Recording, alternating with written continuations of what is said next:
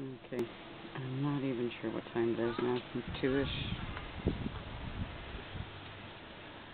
And I still have walkway.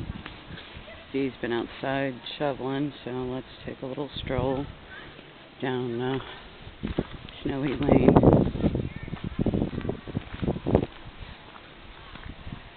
We're seeing pathways pretty much down the block now, but the street is still solid.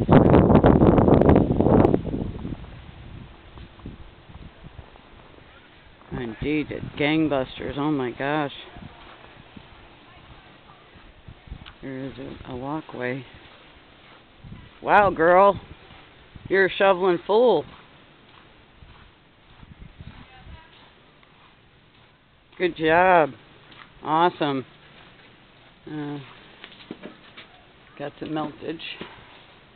The sun is still warm. Yes, this is my Blair Witch Blizzard edition through handheld digital camera. Okay. Awesome, isn't it? Would you like a sip of my coffee, my dear? Grandma can escape now if she needs to, so she has to run to the front of the house. And there's the snow mound I videotaped last night. It's getting a little bigger. She's gonna work on a cave.